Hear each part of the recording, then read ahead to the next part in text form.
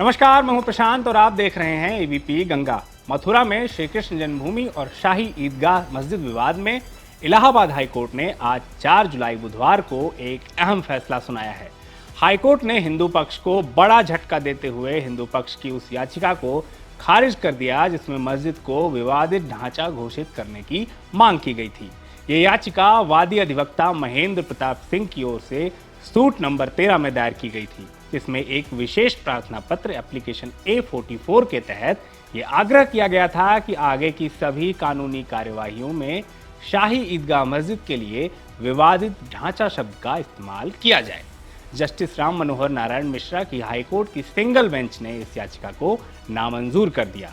मुस्लिम पक्ष द्वारा इस पर आपत्ति दर्ज की गई थी, जिसे हाईकोर्ट ने स्वीकार करते हुए हिंदू पक्ष की मांग को ठुकरा दिया। ये फैसला मुस्लिम पक्ष के लिए बड़ी राहत के रूप में देखा जा रहा है। हाईकोर्ट ने कहा कि मौजूद तथ्यों और याचिका के आधार पर ईदगाह को फिलहाल विवादित ढांचा घोषित नहीं किया जा सकता। हिंदू पक्ष की ओर से दावा किया गया था कि ईदगाह का निर्माण श्री कृष्ण की जन्मभूमि पर स्थित प्राचीन मंदिर को तोड़कर किया गया है। हिंदू पक्ष के पक्षकार महेंद्र प्रताप सिंह ने हाईकोर्ट में 5 मार्च 2025 को मथुरा स्थित शाही ईदगाह मस्जिद को विवादित ढांचा घोषित करने की मांग करते हुए प्रार्थना पत्र दाखिल किया गया था।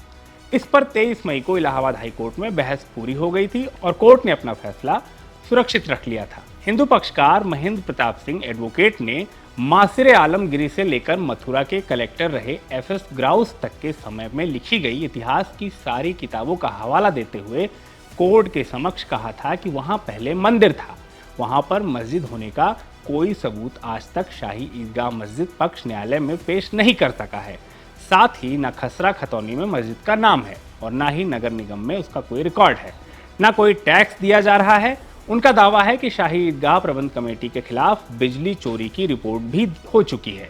फिर इसे मस्जिद क्यों कहा जाए? ऐसे में मस्जिद विवादित ढांचा घोषित हो। बहस के दौरान खास बात यह रही कि सभी हिंदू पक्षकारों ने महेंद्र प्रताप सिंह की ही दलीलों का समर्थन किया था और 23 मई को इस मामले में न्यायाधीश राम मनोहर नारायण मिश्र के न्यायालय में बहस पूरी हो गई थी, जिसमें महेंद्र प्रताप सिंह ने कोर्ट में कहा था कि भारतीय पुरातत्व विभाग के सर्वे में ये सब स्पष्ट ही हो जाएगा। उन्होंने मुकदमे की प्रकृति को कोर्ट के समक्ष प्रस्तुत करते हुए कहा कि किसी की जमीन पर अतिक्रमण करके बैठ जाने से वो जमीन उसकी नहीं हो सकती है। साथ ही उन्होंने कोर्ट को बताया कि जो प्रकरण अयोध्या में राम मंदिर और बाबरी मस्जिद का था, ठीक ऐसा ही मामला मथुरा में भगवान श्री कृष्ण की जन्मभूमि का है। हिंदू पक्ष की ओर से श्री कृष्ण जन्मभूमि को लेकर अब तक 18 याचिकाएं दाखिल की जा चुकी हैं। इन सभी को शाही ईदगाह कमेटी ने CPC के ऑर्डर 7 रूल 11 के तहत चुनौती दी है, जिसमें कहा गया है कि ये मुकदमे सुनवाई के योग्य नहीं है। इस केस की अगली सुनवाई में बाकी अन्य याचिकाओं पर विचार किया जा रहा है। कोर्ट के इस ताज़ा फैसले ने संकेत दे दिया है कि हाईकोर्ट इस अत्यंत संवेदनशील मुद्दे को कानूनी तथ्यों और मौजूदा प्रावधानों के अनुसार ही देख रहा है।